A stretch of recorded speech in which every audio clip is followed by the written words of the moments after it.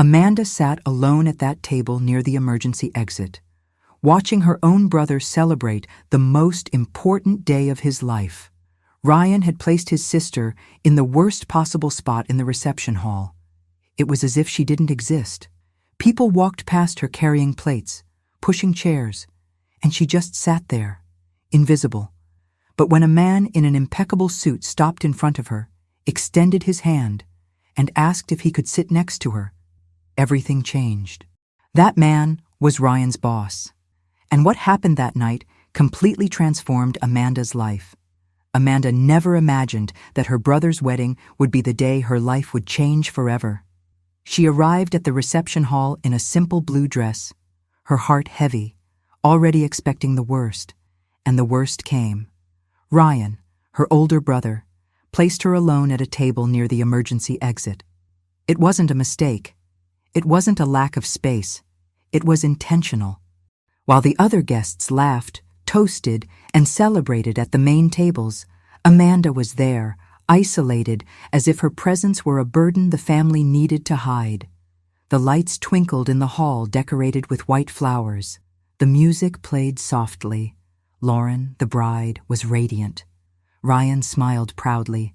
Everything seemed perfect, except for Amanda. She looked around and saw cousins, uncles, friends, all at the main tables. And her? Alone, beside the door, where the waiters came and went. But sometimes, life puts us exactly where we need to be. And for Amanda, that night of humiliation would be the beginning of a transformation she could never have foreseen. Before we continue, we want to know, what city and country are you watching from? Amanda stood in front of the bedroom mirror, applying lipstick for the third time. Her hands trembled slightly. She looked at her reflection and took a deep breath. The navy blue dress she had chosen was simple, yet elegant. Nothing too flashy. She never liked to draw attention to herself, especially when it came to her family. The wedding invitation was on the dresser, a white envelope with gold lettering. Ryan and Lauren invite you to celebrate their love. Amanda picked up the invitation and read it again, as if expecting to find something different written there. But there was nothing. No personal message. No affectionate note from her brother. Just the formal invitation, delivered by mail, as if she were just another guest. She put on the pearl earrings her grandmother had given her years ago. She adjusted her brown hair that fell over her shoulders. She sprayed on perfume. She grabbed her small purse. She was ready, but she didn't want to go. Every fiber of her being screamed to stay home, to pretend she was sick, to invent any excuse. But she couldn't do that. It was her brother's wedding. If she didn't show up, it would be yet another reason for the family to gossip about her. Amanda locked the apartment door and went downstairs. The taxi was already waiting on the street. She got into the back seat and gave the address of the party hall. The driver nodded and started driving. Throughout the ride, Amanda looked out the window, watching the city go by. The streets of Chicago were bustling that Saturday afternoon. People walked on the sidewalks, laughing, talking. Life went on as normal for everyone, except for her. The ride took 20 minutes. The taxi stopped in front of the grand ballroom, an elegant hall with a glass facade and bright lights. Amanda paid the fare, got out of the car, and stood on the sidewalk for a moment, looking at the entrance. She could see other guests entering, all well-dressed, excited, with gifts in their hands. Couples holding hands. Entire families arriving together. She was alone. Amanda took another deep breath and began to walk. She climbed the entrance steps and pushed open the glass door. The hall was even more impressive inside. Crystal chandeliers hung from the high ceiling. The walls were decorated with white and gold curtains. There were flowers everywhere. White roses, lilies, hydrangeas. The scent was sweet, almost cloying. A young woman with a clipboard approached her with a rehearsed smile. "Good afternoon. Welcome. What's your name?" "Amanda." The young woman ran her finger along the list. "Amanda. Ah, yes, I found it. Table 23. Amanda frowned. 23? How many tables are there here? 23, the young woman replied, still smiling, pointing to the back of the hall. "It's right there, near the exit." Amanda felt her stomach clench. She thanked them and began to walk through the hall. The place was getting crowded. Guests chatted in small groups, laughing, greeting each other. Amanda went unnoticed by them all. She walked past the first tables, Table 1, Table 2, Table 3, all decorated with arrangements of white and gold flowers, lit candles, linen napkins folded into the shape of swans. The first tables were reserved for immediate family. Amanda recognized some faces. Her father was sitting at Table 2, adjusting his tie, chatting with Lauren's father. Her mother was adjusting her dress in the chair next to her, laughing at something someone had said. No one looked at Amanda. No one waved. It was as if she were invisible. Amanda continued walking. She passed Table 5, where her cousins were. They were chatting animatedly, taking selfies, all ready with champagne glasses in their hands. Table 8, Ryan's college friends. Table 12, work colleagues. Each table she passed, she was further from the center of the hall, further from the celebration, more isolated, until finally he arrived at Table 23. It was the last table, literally. Leaning against the back wall, next to the door leading to the kitchen, you could hear the clatter of dishes being washed, pots and pans banging, waiters shouting orders. The decoration there was simpler, fewer flowers, fewer candles. As if that table were an afterthought, something placed there just to fill space. Amanda looked at the card with her name on it. She was alone at the table, 6 empty chairs around her. No other names, no other guests, just her. She pulled out a chair slowly and sat down, placing her bag on her lap. Her hands were cold. She looked around and saw other guests at nearby tables chatting, laughing, taking pictures. And there she was, alone, in the most forgotten corner of the room. It wasn't a mistake. It wasn't a coincidence. Ryan did it on purpose. He put his own sister in the worst possible place, far from family, far from friends, near the exit, as if she were someone who could leave at any moment and no one would notice. Amanda felt her eyes burning, but she blinked quickly. She wasn't going to cry. Not there. Not in front of everyone. She took her cell phone out of her bag and pretended to be busy, scrolling without actually reading anything. Anything to avoid looking as pathetic as she felt. A waiter walked past her carrying a tray of water. He stopped and filled her glass without saying anything, then continued on his way. Amanda took the glass and took a sip. The water was cold, but it didn't ease the lump in her throat. She glanced at the head table where Ryan was sitting. He was chatting with Lauren, both smiling, surrounded by groomsmen and family. He looked so happy, so complete, as if Amanda didn't exist, as if she had never existed. And at that moment, sitting alone at Table 23, next to the kitchen door, Amanda realized the truth. To her family, she didn't really exist. If you're enjoying this story, please like, subscribe to the channel, and turn on notifications. Leave a comment. Have you ever experienced something similar to what Amanda went through? Amanda sat there alone, staring at the glass of water in front of her. The noise from the hall seemed distant. The laughter, the conversations, the background music, everything seemed muffled. She closed her eyes for a moment and let the memories return. She was 7 years old. It was summer in Ohio. The sun was strong that July afternoon. Amanda remembered her parents' backyard with its green grass and the old swing hanging from the oak tree. Ryan was 10 years old and was teaching her how to ride a bicycle. "You can do it, Amanda! Just keep pedaling!" Ryan shouted, running alongside her, holding onto the seat of the pink bicycle. Amanda pedaled hard, laughing, feeling the wind on her face, and then Ryan let go. She was pedaling alone. "I'm doing it! Ryan, I'm doing it!" But then the front wheel hit a rock. The bicycle wobbled. Amanda lost her balance and fell onto the concrete garage floor. The pain was immediate. She screamed. Her knee was bleeding. She couldn't move her leg. Ryan ran to her, his eyes wide with fear. "Mom! Dad! Amanda fell!" The parents came running. The mother turned pale when she saw the blood. The father picked Amanda up and put her in the car.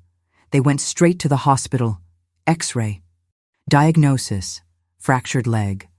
Amanda spent weeks in the hospital, then months at home, resting. She remembered the heavy cast, the wheelchair, not being able to play like before.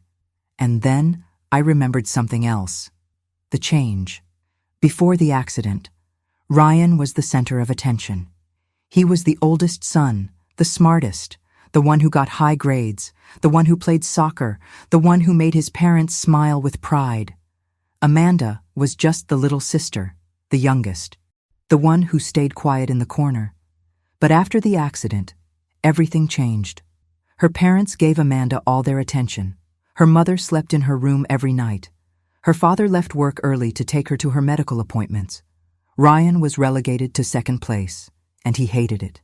Amanda remembered the first time she noticed the hatred in her brother's eyes. It was late at night. She was lying in bed, her leg in a cast elevated on pillows. Her mother had just left the room. Ryan came in. He stood in the doorway, staring at her. "Are you happy now?" he asked, his voice low and cold. "What?" Amanda didn't understand. "You got what you wanted. All of your mom and dad's attention. Congratulations."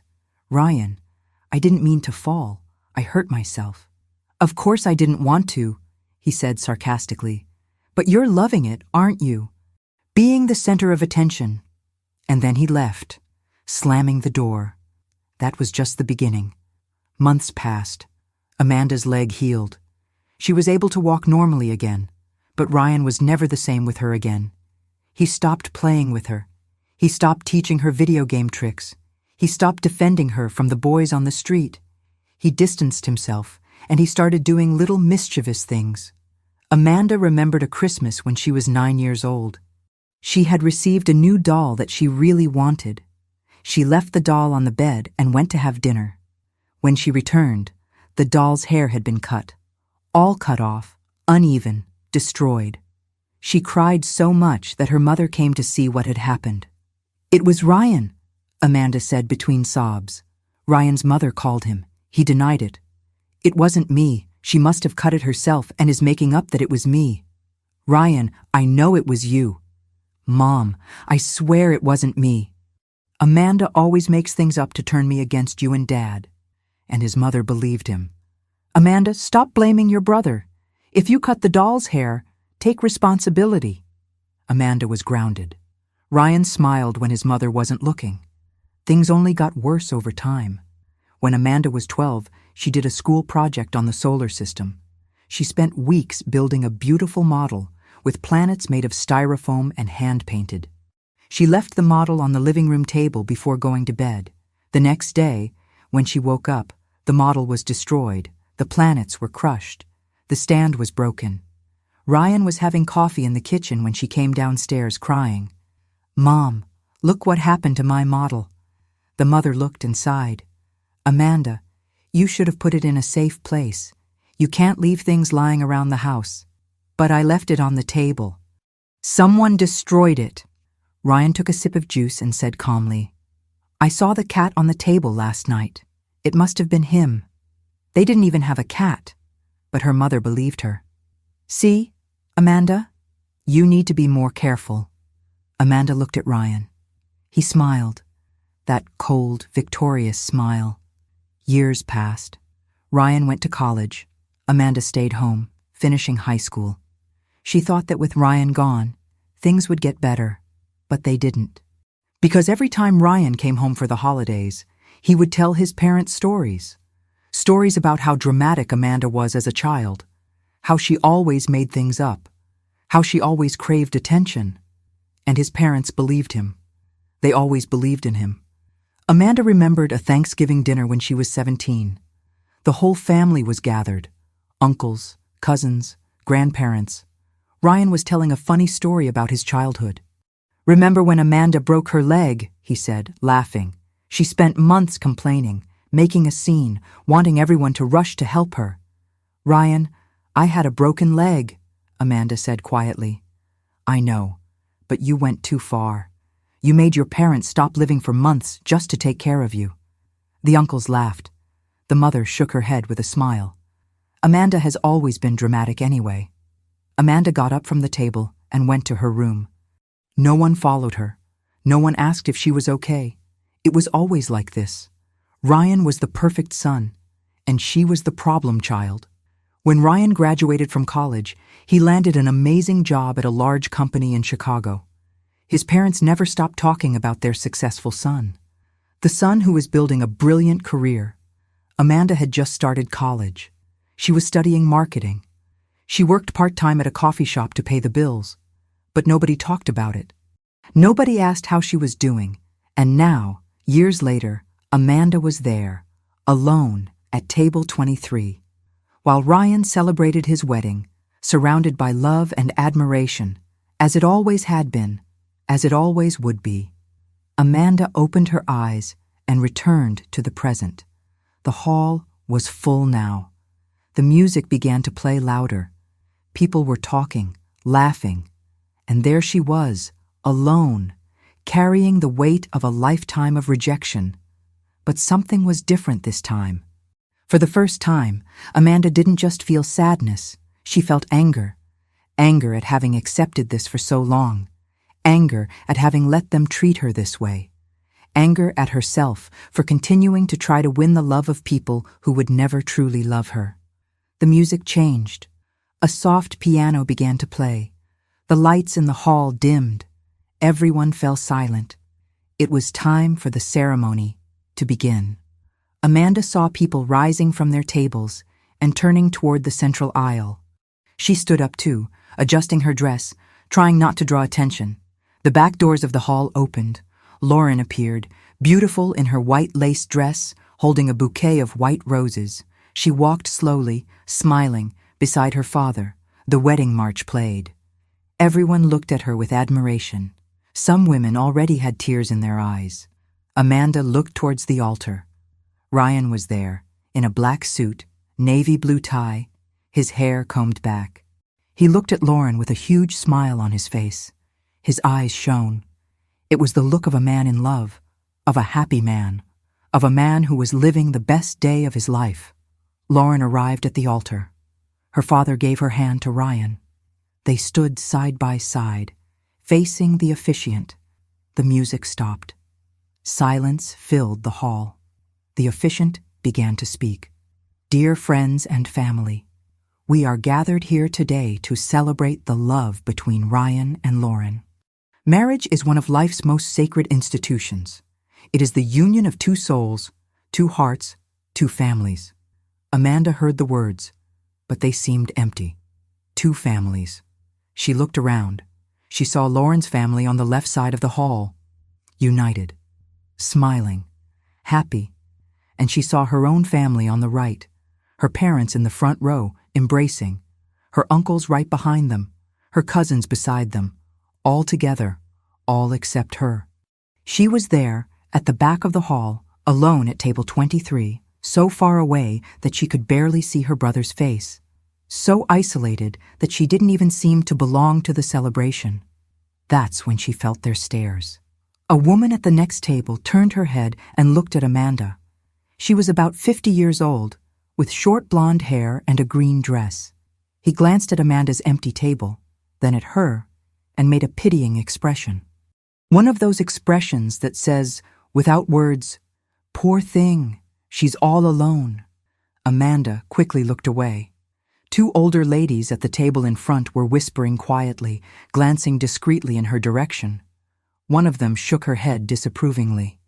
The other whispered something in her friend's ear. They both looked at Amanda again. A man walked past her table, heading towards the bathroom. He glanced at the empty table, then at Amanda, and gave her that, "What a shame," look. He kept walking, but Amanda sensed the judgment in his gaze. She wanted to disappear. She wanted the ground to open up and swallow her. She wanted to be anywhere but there. She crossed her arms, trying to make herself smaller, trying to hide without moving. The officiant continued speaking. "True love is that which overcomes challenges, that which chooses to stay even on difficult days, that which builds a solid foundation of trust, respect, and companionship. Amanda looked at Ryan and Lauren. They were holding hands, gazing at each other. Lauren had tears in her eyes. Ryan smiled, squeezing her hand. They seemed so happy, so complete, as if they were the only two people in the world. And maybe they were. Because for Ryan, Amanda didn't really exist. She was just a problem he'd put aside, out of sight, so it wouldn't ruin his perfect day. The officiant asked for vows. Ryan went first. "Lauren, you are the best thing that has ever happened to me. You make me want to be a better man every day. I promise to love you, respect you, and care for you at all times, in good times and bad, in joy and in sorrow. I am yours forever." People sighed. Some women wiped away tears. It was beautiful, romantic, perfect. Amanda felt her stomach churn. Ryan talked about love, respect, care. But where was that love when it came to his own sister? Where was the respect when he put her alone at the worst table in the hall? Where was the care when he spent his whole life treating her as if she were nothing? Lauren began her vows. "Ryan, you are my best friend, my partner, my love. You make me laugh on difficult days. You calm me down when I'm nervous. You support all my dreams. I promise to always be by your side. I promise to build a beautiful family with you. I promise to love you until my last day." More sighs, more tears, more smiles. Amanda looked at her parents. Her mother was wiping her eyes with a handkerchief. Her father held her hand, smiling proudly. They were so happy, so thrilled with their son, the perfect son, the son who deserved all the love, all the pride, all the attention. And Amanda? She was there, watching from afar, as she always had been, always on the sidelines, always forgotten, always alone. The officiant smiled. "Ryan, do you take Lauren to be your wife, to love and cherish her, in sickness and in health, for richer or for poorer, until death do you part?" "I accept," Ryan said, his voice firm and confident. "Lauren, do you take Ryan to be your husband, to love and cherish him, in sickness and in health, for richer or for poorer, until death do you part?" "I accept," Lauren said, her voice trembling with emotion. "Therefore, by the power vested in me, I now pronounce you husband and wife. You may kiss the bride." Ryan pulled Lauren close and kissed her. The hall erupted in applause. People stood up, shouting, celebrating. The music started playing loudly. Ryan and Lauren separated, laughing, holding hands, waving to the guests. Amanda clapped too.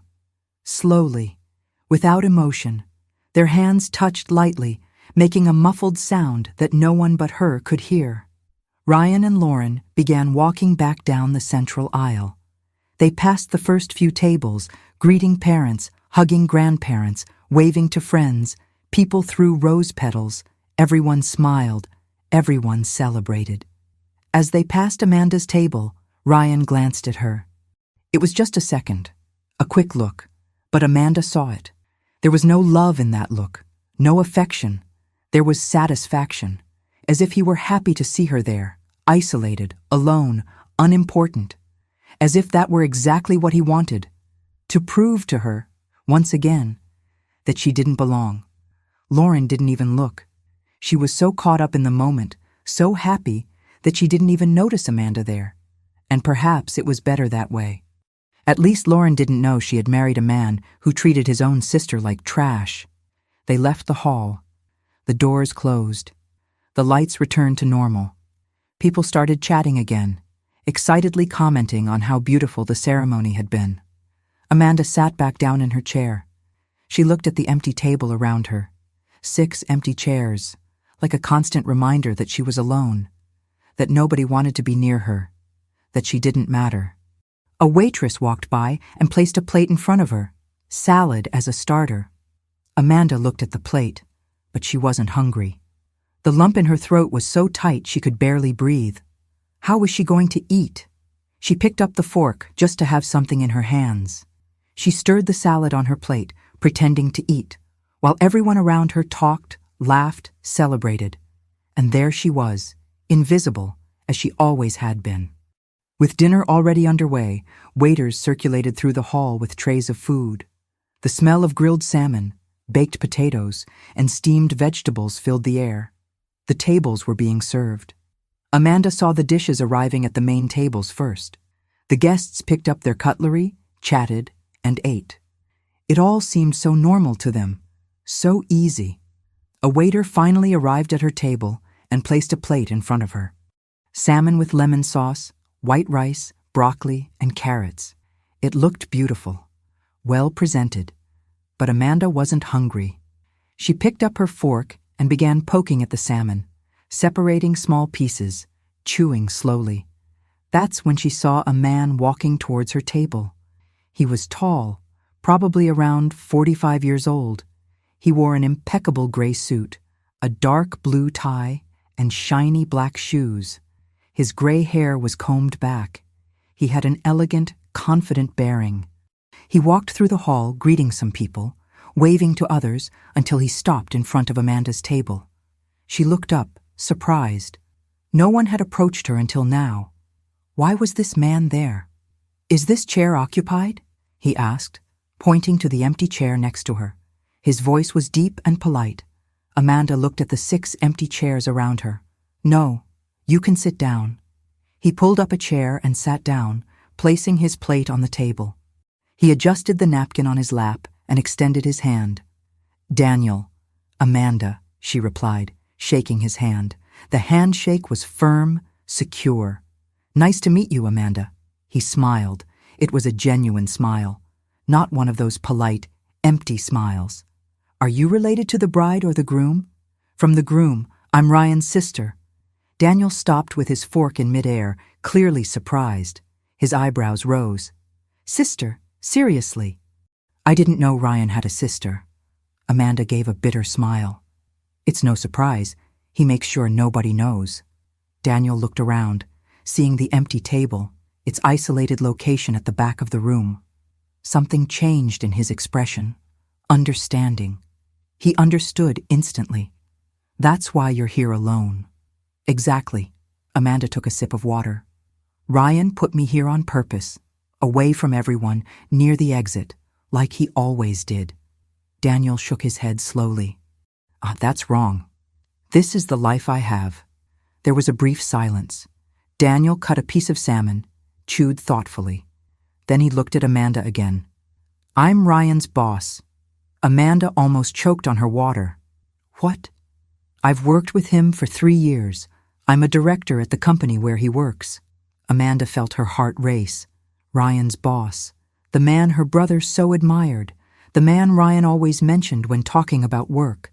He was sitting there, next to her, at the worst table at the wedding. "He never mentioned you," Daniel continued. "In 3 years of working together, he never said he had a sister. He always talked about his parents, about college, about his fiancée. But you, never." Amanda felt a tightness in her chest. Of course, Ryan never spoke about her. She was the family's dirty secret, the part he wanted to hide. "Why did you sit here?" Amanda asked, curious.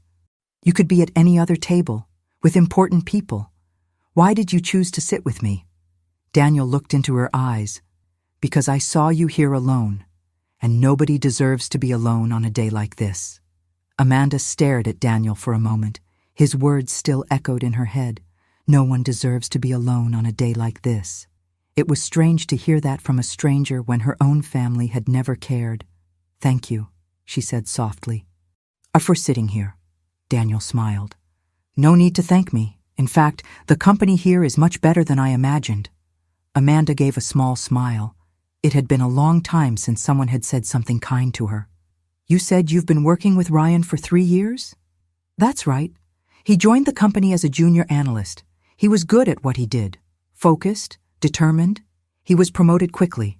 Now he's a project manager. He's always been like this. Focused. Perfect." Amanda picked up her fork and stirred the rice on her plate. "My parents always talked about how amazing he is, how he built a brilliant career, how he's the pride of the family." And you? Daniel asked. What do you do? I work in marketing at a small agency. I create campaigns for small businesses. Nothing too impressive. Why do you say that? Because it's not. Compared to Ryan, I'm nothing. Daniel put his fork down on his plate and turned to face her. Amanda, listen. There's no such thing as being nothing. All work has value. You help small businesses grow. That's important. That's real. Amanda felt a lump in her throat. No one had ever validated her work like that before. Thank you. But my family doesn't see it that way. Then your family is wrong. They were silent for a moment. Music played in the background. People chatted at the other tables, but there, at table 23, a connection was beginning to form. Something unexpected. Something real. Did you come alone? Amanda asked. Daniel nodded. I came. I've been alone for 5 years. Divorced? Widower. Amanda felt a tightness in her chest. I'm sorry. Thank you. Daniel looked at the plate, as if deciding whether he wanted to talk about it. Then he took a deep breath. My wife's name was Catherine. We were married for 15 years. She was a history teacher. She loved books, strong coffee, old movies. She was the kindest person I've ever known. Amanda listened in silence, seeing the pain in his eyes. She had breast cancer. We found out too late. We did treatment, chemotherapy, everything we could, but it wasn't enough. She passed away on a Tuesday morning, in the hospital, holding my hand. Daniel, I'm so sorry. He looked at her. Those were the 5 hardest years of my life. At first, I couldn't even get out of bed. I couldn't work. I couldn't live. But little by little, I learned that life goes on, that we have to keep going, not because it's easy, but because it's what the people we love would want us to do. Amanda felt tears welling up in her eyes. Did you have children? Daniel shook his head. No, Catherine couldn't have children, and we accepted that. We were happy, just the 2 of us, but sometimes I think about what it would be like to have someone, to have a family, to have someone to share things with. Don't you have a family? I have my parents, but they live in Florida. We talk every week, but it's not the same, and I had a brother too, younger, but he died in a car accident 8 years ago. Amanda placed her hand on his arm. Daniel, you've been through so much. He gave a sad smile. Life isn't easy for anyone, Amanda. Everyone carries some kind of pain. Some people just hide it better. That's true. Amanda looked around the room, seeing people laughing and talking. Sometimes we look at others and think they have everything, but we never know what they're going through inside. Exactly. Daniel took a sip of wine. That's why I learned not to judge anyone. You never know the whole story. They continued talking. Daniel asked about Amanda's childhood, about her dreams, about what she liked to do. And Amanda, for the first time in a long time, felt seen, heard, important. Do you like your job? Daniel asked. I like it, but I've always wanted to do more, work on bigger projects, have more responsibility. But at the agency where I am, there isn't much room to grow. Have you ever thought about making a change? I think so, but it's difficult. The market is competitive, and I don't have many contacts. Daniel became thoughtful. Contacts are important, but talent is more important, and I'm sure you have talent. How can you be so sure? You barely know me. I know people, Amanda. I've worked with people for over 20 years, and I see something in you that many people don't have. You are resilient. You are here, in this marriage, even knowing it would be difficult, even knowing it would be painful. You didn't give up. That says a lot about who you are. Amanda felt her eyes burning again. No one had ever seen her like this. No one had ever recognized the strength she possessed, the strength to keep going, even when everything told her to give up. Thank you, Daniel. Really. You have no idea how much this means to me. Yes, I know, because I've felt invisible too. I felt like nobody cared. After Catherine died, I felt that way. But I learned that we don't need validation from others to know our worth. We are valuable for who we are, not for who others think we are. Amanda took a deep breath. Those words had sunk deep into her heart. For the first time, she began to believe that maybe, just maybe, she was enough just the way she was. The music changed. A more upbeat song started playing. Some people went to the dance floor. Ryan and Lauren were dancing in the center, surrounded by friends. Everyone was laughing. Everyone was happy. Amanda looked at them, but she no longer felt that pain in her chest. She no longer felt that anger. She was there, at table 23, talking to a man she had just met. And for the first time that night, she felt good. Daniel looked at her and smiled. "You know, Amanda, I came to this wedding thinking it would just be another work obligation. But I'm glad I came. I'm glad I met you." "Me too," she said, smiling back. "I'm happy too." The music continued playing. The dance floor was now packed. Couples danced, embraced. Friends jumped around in groups. Ryan and Lauren were in the center, laughing, enjoying every second. Colorful lights swirled around the hall, creating a magical atmosphere. Daniel pushed the empty plate aside and looked at Amanda. "Do you dance?" Amanda blinked, surprised. "What? Dance? Do you know how to dance?" "I know, but—" She looked at the crowded dance floor. "I don't know if it's a good idea." "Why not?" Because everyone will be looking."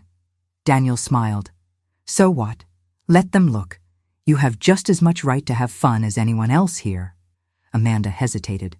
Part of her wanted to stay hidden at the table, invisible as always, but another part, the part that was tired of being invisible, wanted to stand up. Wanted to show that she existed, that she mattered. "Come on," Daniel said, standing up and extending his hand. "Just one song." Amanda looked at his hand. She took a deep breath, and she took it. They walked to the dance floor. Some people stared.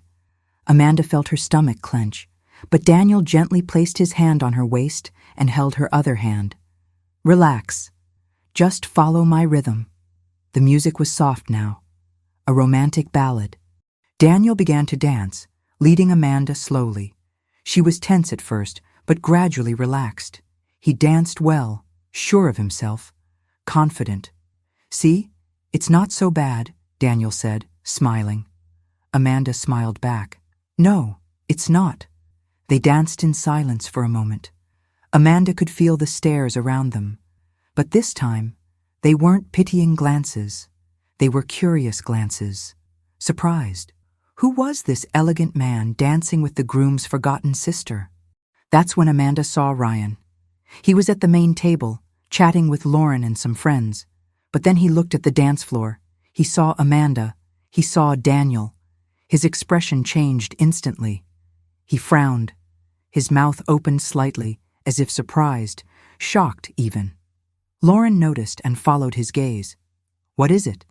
"Nothing," Ryan said quickly, but continued looking. Amanda saw his reaction, and for the first time that night, she smiled for real. A genuine smile, because Ryan was bothered. He hadn't expected this. He hadn't expected to see his sister dancing with someone, especially not with his boss. Daniel noticed Ryan's look as well. "I think your brother saw you." "I know. He's not happy." "Good." Daniel spun Amanda around slightly. "He should be happy to see his sister having fun. Ryan is never happy when it comes to me." The music ended, but Daniel didn't let go of her hand.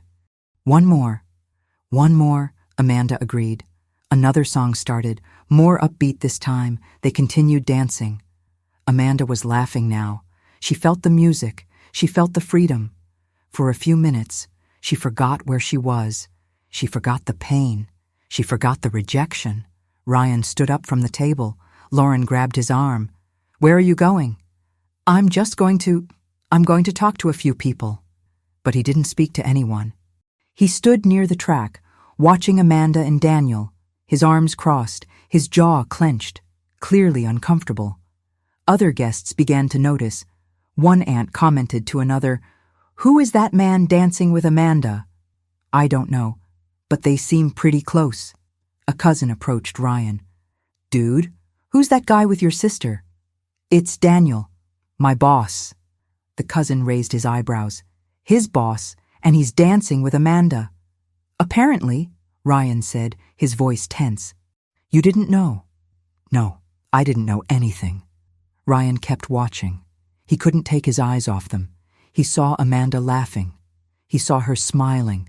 He saw her happy. And that bothered him deeply. Not because he cared about her, but because she should be in the corner, alone, quiet. She shouldn't be there, in the spotlight, dancing with his boss. The music ended again. Daniel and Amanda left the dance floor and returned to their table. She was still laughing, her face flushed, her eyes sparkling. It had been years since she had felt so alive. "Thank you," she said, sitting down. "I needed that." "You're welcome. It was fun." They picked up their glasses of water and drank. The conversation flowed naturally. Daniel told funny stories from work. Amanda told stories from the agency. They laughed.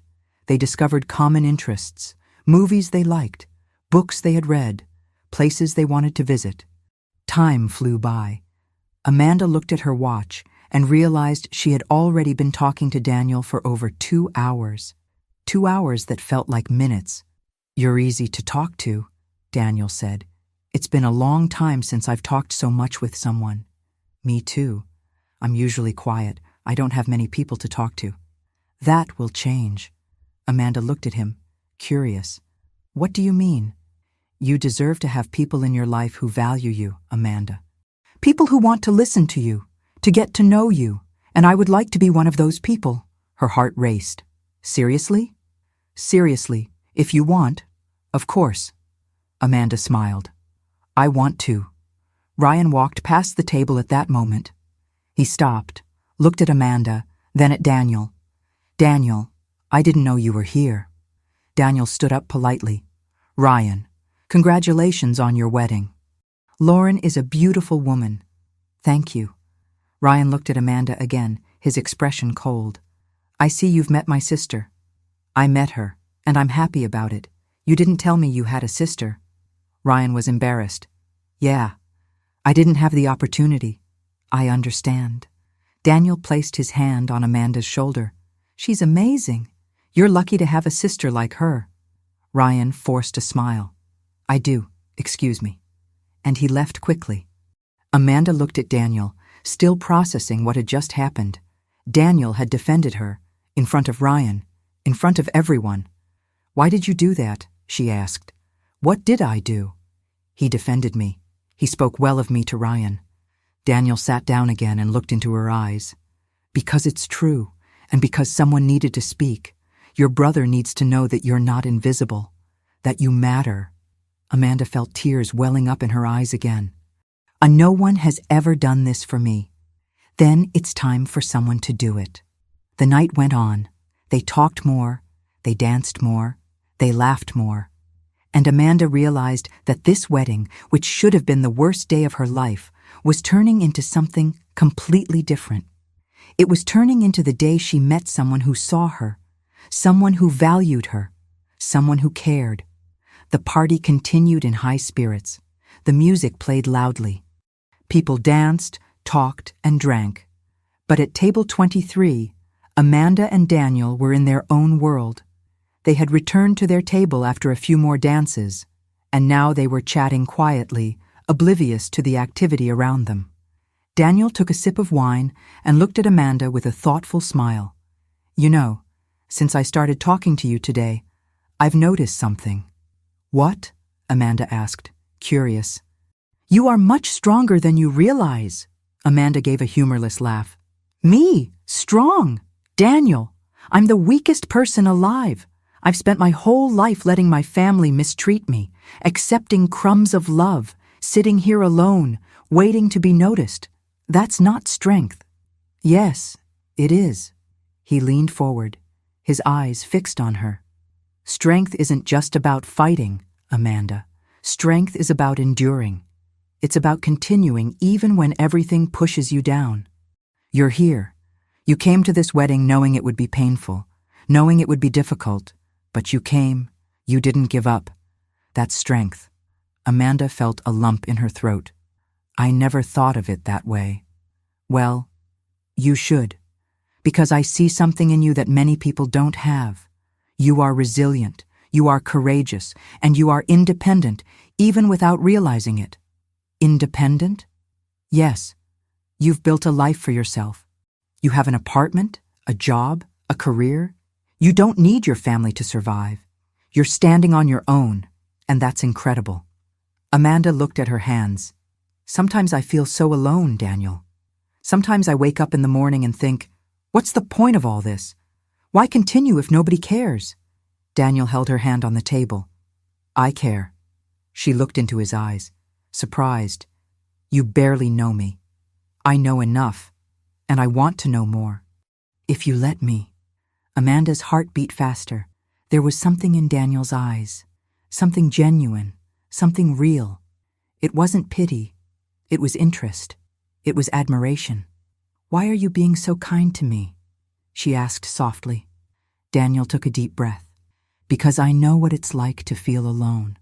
After Catherine died, I felt completely lost. I had friends, co-workers, my parents, but I felt alone because nobody really understood me. Nobody understood the pain I was feeling. How did you overcome it? I haven't completely gotten over it. You never truly get over the loss of someone you loved. You just learn to live with it. You learn to carry the pain in a different way. He looked at the ceiling as if searching for the right words. At first, I didn't want to leave the house. I didn't want to work. I didn't want to see anyone, but a friend of mine, John, he didn't give up on me. He knocked on my door every day. He dragged me out for coffee. He forced me to go out.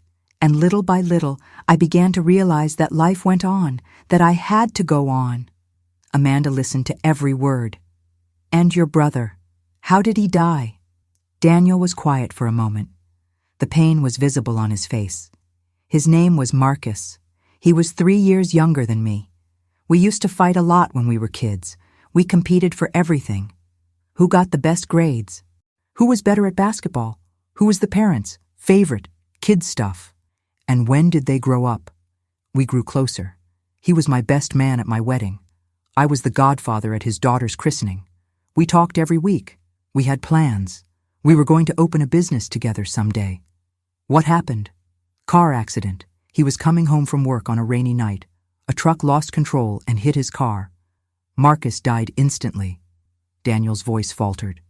And I got a call from his wife at 11 o'clock at night. I went to the hospital, but when I got there, it was too late. Amanda squeezed his hand. Daniel, I'm so sorry. Thank you. It's been 8 years, but it still hurts. There are still days when I pick up the phone to call him and remember that he's no longer here. And his wife? His daughter? They live in Texas now. His wife remarried. Their daughter is already in college. Life went on. As it always does. They were silent for a moment. Amanda processed everything Daniel had shared. He had lost so much. His wife, his brother. And yet, he was there, smiling, being kind, living. You're amazing, Amanda said. You've been through so much and you're still here. You're still being kind to a stranger at a wedding. You're not a stranger. Not anymore. Daniel smiled. And I've learned that life is too short to hold grudges, to live in the past, to let pain consume you. I chose to live. I chose to move on. And you should do the same. Stop waiting for your family's approval. Stop trying to be good enough for your parents, for your brother. You're already good enough. You always have been. They just can't see it. Amanda felt tears streaming down her face.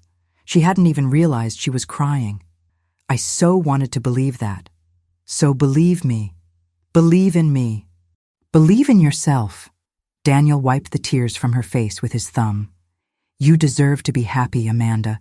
You deserve to have people in your life who value you. And if your family can't do that, then find people who can. Like you? Daniel smiled. Like me. The music changed again. A soft song began to play. Couples returned to the dance floor. Amanda looked around and saw Ryan and Lauren dancing again. But this time, she felt no pain, no anger. She felt something different. She felt hope.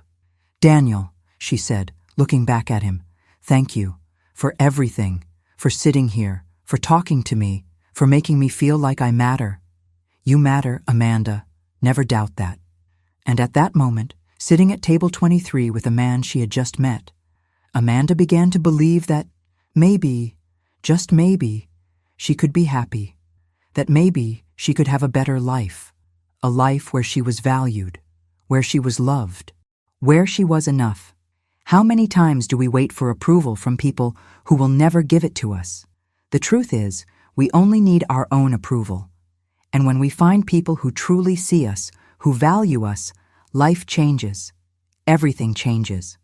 Leave a comment. Have you ever met someone who changed your perspective on yourself? The party was in full swing. The dance floor was packed.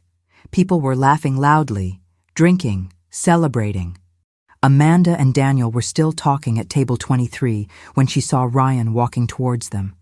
His expression wasn't good. His jaw was clenched. His eyes were fixed on her. Amanda felt her stomach clench. He's coming here. Daniel looked back and saw Ryan approaching. Stay calm. I'm here. Ryan stopped in front of the table. He put his hands on his hips. Amanda, I need to talk to you. Now. About what? She asked, her voice low. One alone. He looked at Daniel. Excuse me, Daniel. It's a family matter. Daniel stood up. No problem. I'll get a drink. But before leaving, he gently squeezed Amanda's shoulder. I'll be right here.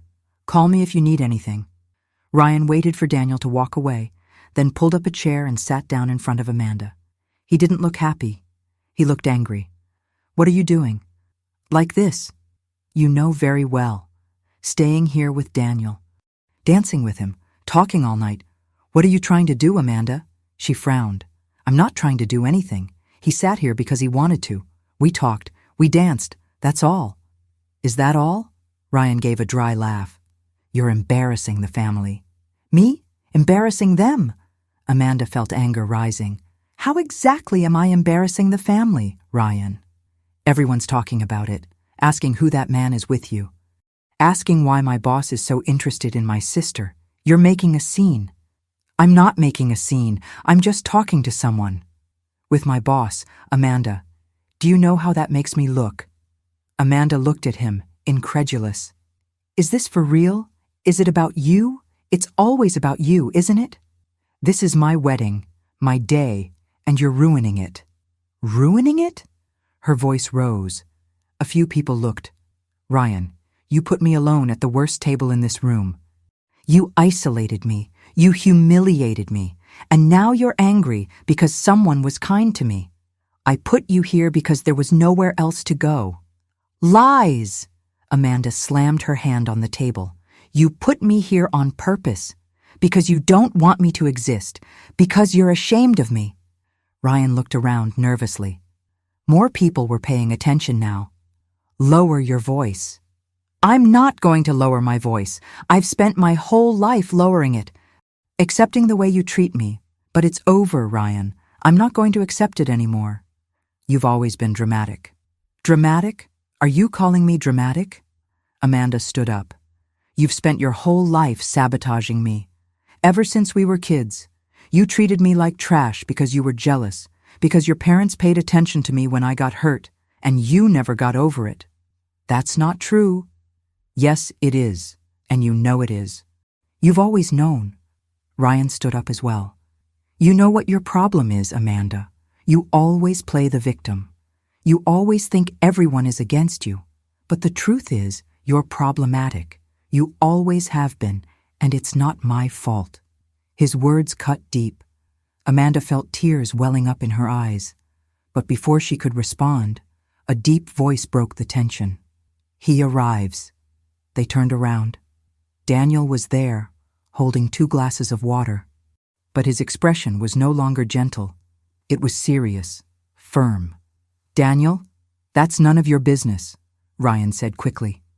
It is my business. Daniel placed the glasses on the table and stood beside Amanda. You're treating your sister with disrespect, and I'm not going to stand here and let that happen. Ryan gave a nervous laugh. Daniel, you don't understand. You don't know Amanda. You don't know what she's like. I know exactly what she's like. I spent the whole night talking to her. And you know what I found out? She's intelligent, she's strong, she's kind, and she deserves so much more than the way you treat her. You know nothing about our family. I know enough. I know you put your sister alone at the worst table at the wedding. I know you never mentioned to anyone at work that you had a sister. I know you're ashamed of her. And that says a lot about you, Ryan. Not about her. The party had become quieter now. Many people had stopped dancing and were just watching. Ryan noticed. He blushed. Daniel, please, don't do that here. Why not? You had no problem publicly humiliating Amanda. Why can't I defend her publicly? Lauren approached, worried. What's happening?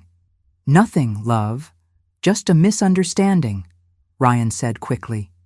But Daniel didn't stop there. It's not a misunderstanding. It's the truth. Ryan, you've worked with me for 3 years. I've always respected you. I've always given you opportunities. But now I see who you really are, and I don't like what I'm seeing. Ryan turned pale. Daniel, you're cruel. To your own sister, to your own family. And if you treat Amanda like this, I can't trust you as a professional, because character matters, and yours is showing who you really are. The room was completely silent now. Everyone could hear. Ryan's parents approached. What's going on here? His father asked. Daniel looked at Amanda's parents. Your children. Do you know how Ryan treats Amanda? The mother was embarrassed. That's a family matter. It's a matter of humanity. You left your daughter alone, isolated, while you celebrate your son. Don't you think that's wrong? The father crossed his arms. We don't owe you any explanations. They shouldn't. But they should to her. Daniel pointed at Amanda. She deserved to be at the head table, with her family, but you put her in the corner, as if she were nothing, as if she didn't matter. Amanda was crying now, but these weren't tears of shame. They were tears of relief. Someone was finally speaking for her. Someone was finally seeing the truth. Ryan tried to defuse the situation. Daniel, please, you're embarrassing everyone. No, you embarrassed Amanda. All night, and before that, her whole life. Daniel held Amanda's hand. And I'm not going to let this continue. Lauren touched Ryan's arm. Ryan, is it true? Did you put your sister here alone on purpose? Ryan didn't answer. Silence was the answer. Lauren looked at Amanda. For the first time, she really looked at her. I'm so sorry. I didn't know. Nobody knew, Amanda said quietly. Because nobody asked. Daniel turned to Ryan. You have an amazing sister, Ryan, and you've wasted your whole life being cruel to her. I hope one day you realize the mistake you made, but until then, I don't want to work with you anymore. Ryan was shocked. What? You're fired. On Monday. Go get your things. The room erupted in whispers. Ryan turned white. Daniel, you can't do this. Yes, I can. And I am doing it. Because I don't work with people who treat their own family like that. And I'm not going to change my mind. Ryan looked around. Everyone was staring at him, judging, seeing the truth. He looked at Amanda one last time. There was something different in his gaze now. It wasn't anger. It was shame. He turned and left the room. Lauren hesitated, looked at Amanda, then followed her husband. Daniel shook Amanda's hand. Let's get out of here. She nodded. They walked together toward the exit. People made way. Some looked with pity, others with admiration. And when Amanda passed her mother, she stopped. Mother? The mother looked at her, her eyes red. I always wanted your love, but I realized I'll never have it, and that's okay, because I don't need it anymore. And then Amanda left, with Daniel by her side. And for the first time in her life, she felt free. Amanda and Daniel left the hall. The cool night air hit her face. She took a deep breath, trying to process everything that had just happened. Her legs trembled. Her heart raced. She leaned against the building wall and covered her face with her hands. I can't believe this happened, she said, her voice muffled. Daniel stood beside her. Are you okay? I don't know. I think so. I think not. She took her hands away from her face and looked at him. Daniel, you didn't need to do that. You didn't need to defend me like that. Yes, it was necessary. Someone had to do it, and I wasn't going to stand there and let your brother treat you like that. But you fired him. You really did fire him. Daniel nodded. And I don't regret it. He's going to hate you. The whole family is going to hate me even more. So what? Daniel gently placed his hands on her shoulders. Amanda, you've spent your whole life worrying about what they think, about what they feel. But what about you? What do you feel? What do you want? Amanda felt the tears welling up again. I want to be free. I want to stop carrying this weight. I want to be happy. Then be it. You don't need them to be happy. They stood there for a few minutes, in silence.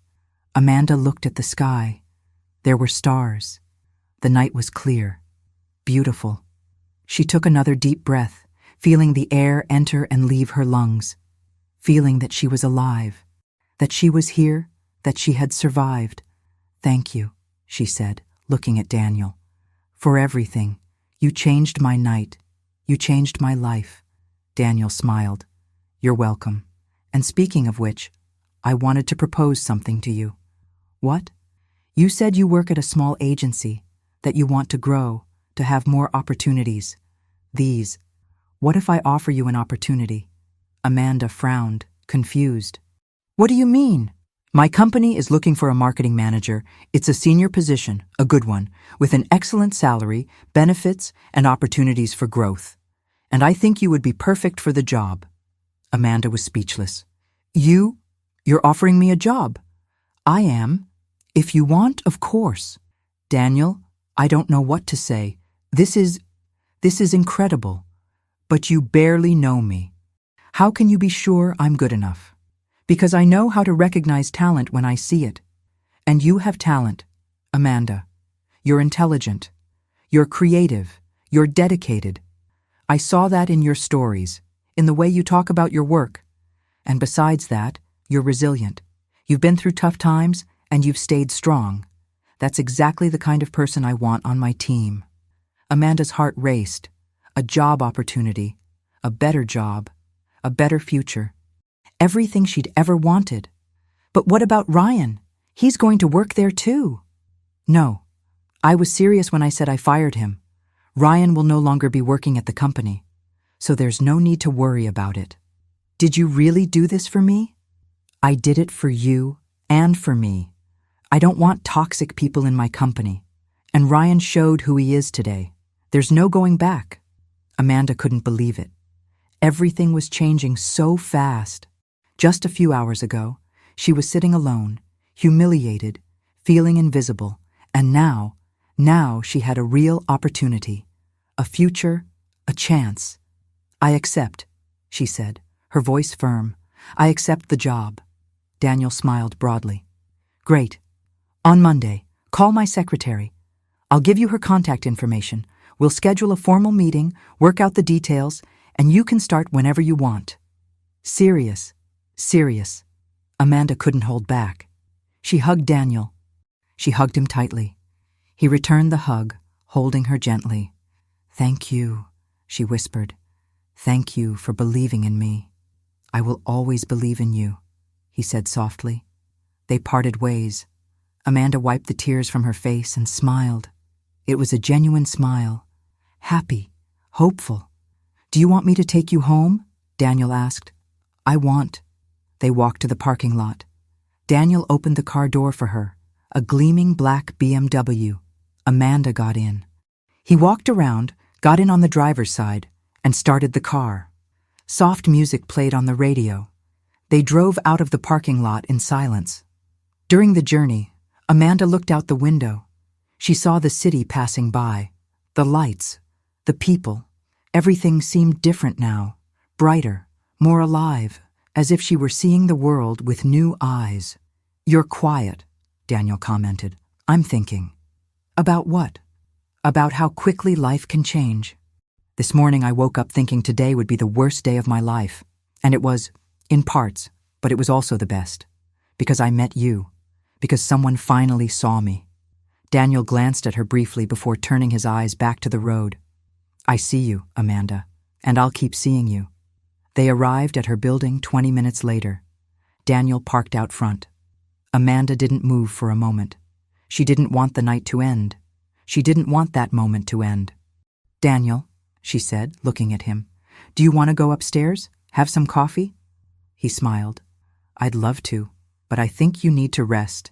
It's been a long night. He was. But we'll see each other on Monday. And after that, we can schedule that coffee. Amanda smiled. You can. She opened the door and got out of the car, but before closing it, she leaned back in. Daniel, try. You changed my life today. I will never forget it. And you changed mine too. Amanda closed the door. She waved. Daniel waved back and drove off. She stood there on the sidewalk, watching the car drive away until it disappeared around the corner. Then she turned, went into the building, and climbed the stairs to her apartment. When she went inside, she locked the door, took off her shoes, and threw herself onto the sofa. She stared at the ceiling, and for the first time in a long time, Amanda felt hopeful. She felt that maybe, just maybe, everything would be all right, that she would be all right, because she had a new job, a new opportunity, and a new friend, someone who believed in her, someone who saw her, and that changed everything. Amanda picked up her cell phone and saw several messages from her mother, from her father, from cousins, everyone asking what had happened, everyone with an opinion. She didn't even read them. She just turned off her cell phone and put it on airplane mode. She didn't need them anymore. She didn't need their approval. She had her own approval, and that was enough. 3 weeks had passed. Amanda sat at her new desk on the 15th floor of a commercial building in downtown Chicago. The room was spacious, with huge windows overlooking the city. Her desk was organized, with a new computer, a comfortable chair, and a nameplate. Amanda, marketing manager. She still didn't fully believe it. Sometimes I'd look at the sign and think I was dreaming. But I wasn't. It was real. She had done it. I had an amazing job, with a salary that was double what I earned before, at a respected company. And most importantly, she was happy. Her team consisted of 5 people. Everyone was welcoming from day one. No one judged her. No one treated her as inferior. They respected her. They listened to her ideas, and Amanda discovered that she was good at what she did. Very good. In the first week, she presented a new campaign to a large client. Daniel was in the meeting. When she finished the presentation, he smiled proudly. Excellent work, Amanda. That's exactly what we needed. The client approved it immediately, and since then, Amanda had led 3 successful campaigns. Her name was starting to become known within the company. People greeted her in the hallways. They invited her to lunch. She was building a real career. And Daniel? He was always around, not just as a boss, but as a friend. They had lunch together twice a week. They talked about work, about life, about everything. The connection that began that wedding night only grew stronger. Amanda was reviewing some numbers when there was a knock at the door. Come in. Daniel appeared, smiling. Do you have a minute? Always. She saved the document and turned her chair towards him. He came in and closed the door. He stood in front of the table. He seemed nervous. I wanted to ask you something. Sure. What was it? Would you like to have dinner with me tomorrow night? Not as boss and employee, but as you and me. Amanda's heart raced. Like a date. Daniel smiled. Yes. Like a date. She couldn't hide her smile. I would love to. Serious? Serious. Daniel seemed relieved. Great. Then tomorrow, at 7 o'clock, I'll pick you up at your apartment. Perfect. He left, and Amanda stayed there, smiling to herself. A date. With Daniel. Her life had changed so much in just 3 weeks. It was almost surreal. The next day, Amanda spent the entire day nervous. She worked, but her mind was on dinner. She left early, went home, took a shower, chose a simple but elegant black dress. She put on makeup, she sprayed perfume. At 7 o'clock sharp, the doorbell rang. She opened the door. Daniel was there, wearing a blue dress shirt and black pants. He was holding a bouquet of red roses. For you.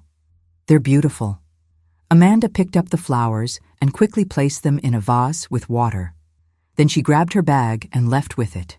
They had dinner at an Italian restaurant downtown.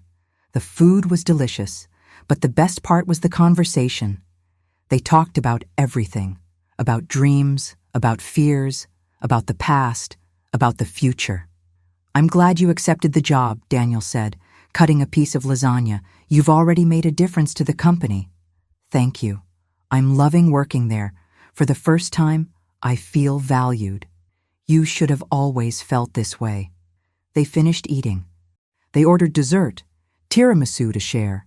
They talked some more. They laughed. And when the bill arrived, Daniel paid before Amanda could protest. "Let me pay half," she said. "No way, I invited you." They left the restaurant and walked through the streets of Chicago. The night was cold, but pleasant. Daniel offered her his coat. Amanda accepted. They walked side by side, unhurried, simply enjoying each other's company. "Can I ask you something?" Amanda said. "Of course." "Why were you interested in me that night, at the wedding? You could have sat anywhere. Why did you sit with me?" Daniel stopped walking. He looked into her eyes. "Because I saw you there, alone, and something inside me told me I needed to meet you. And when I started talking to you, I realized I was right. You're special, Amanda. You're intelligent, strong, kind, and I wanted to be close to you." Amanda felt her eyes burning. "No one has ever seen me like this before. So people were blind. Because you've always been like that, you just needed someone to see." He held her hand. Amanda intertwined her fingers with his. And there, in the middle of the street, Daniel leaned in and kissed her. It was a soft kiss, gentle, full of promise. When they parted ways, Amanda was smiling. "That was perfect," Daniel added. They walked again, hand in hand, and Amanda felt happier than ever. The next day, while Amanda was in the office, she received a call. It was an unknown number.